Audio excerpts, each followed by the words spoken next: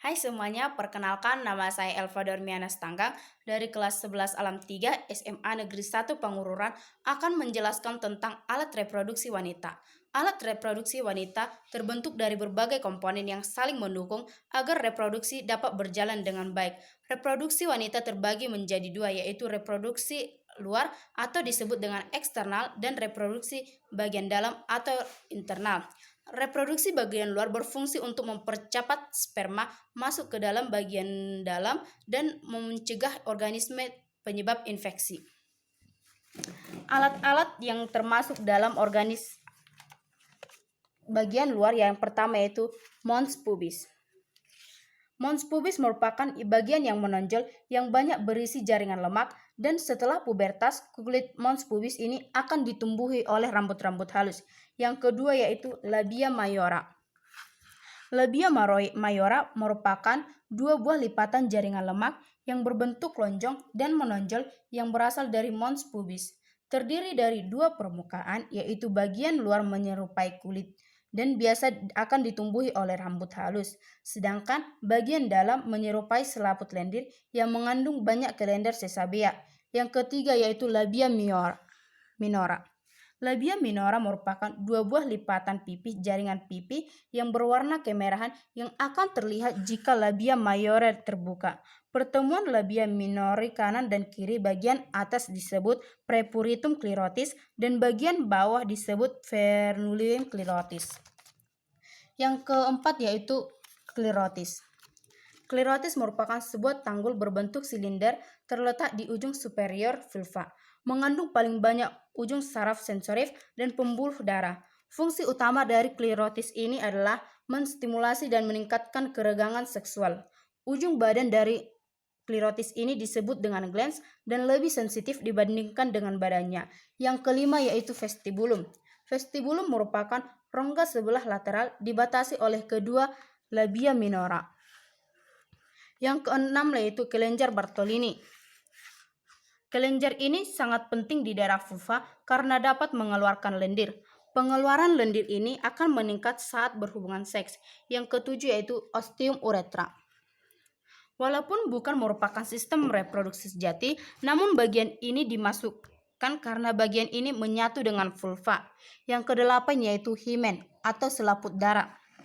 Himen atau selaput darah ini biasanya berlubang sebesar ujung jari, berbentuk bulan sabit sehingga darah menstruasi dapat keluar. Yang kedua adalah alat-alat reproduksi bagian dalam atau sering kita kenal dengan eksternal. Yang pertama yaitu ovarium. Ovarium merupakan sepasang organ berbentuk buah almond yang berada di samping uterus. Dengan panjang kira-kira 2,5 sampai 5 cm dan lebar bisa sama dengan 1,5 sampai 3 cm. Ovarium sendiri terbungkus oleh nutica albuginea.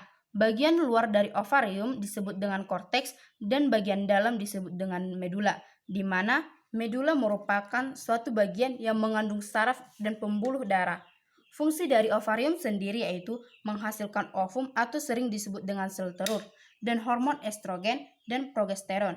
Fungsi ovarium sebagainya adalah sebagai saluran reproduksi. Yang kedua yaitu oviduk.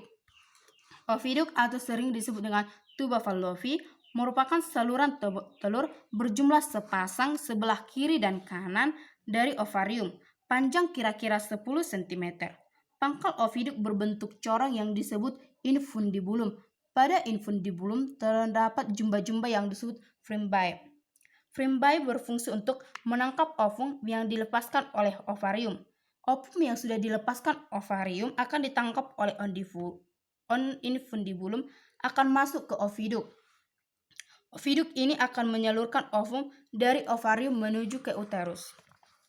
Yang ketiga yaitu uterus.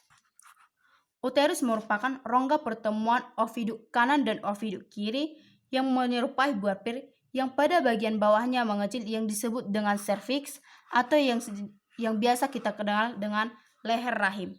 Saluran dalam serviks ini sangat sempit, bahkan terlalu sempit sehingga selama kehamilan janin tidak bisa melewatinya. Namun pada saat persalinan bagian ini merenggang sehingga bayi dapat keluar.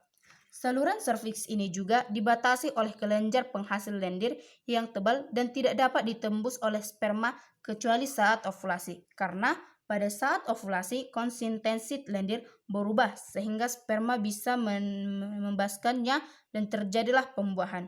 Uterus sendiri memiliki fungsi yaitu sebagai tempat perkembangan zigot apabila terjadi pembuahan. Yang keempat yaitu vagina. Vagina ini merupakan saluran akhir alat reproduksi wanita yang bermuara di vulva, yang memiliki dinding berlipat-lipat dengan bagian luar berupa selaput lendir, bagian tengah lapisan otot, dan bagian dalam berupa jaringan ikat berserat.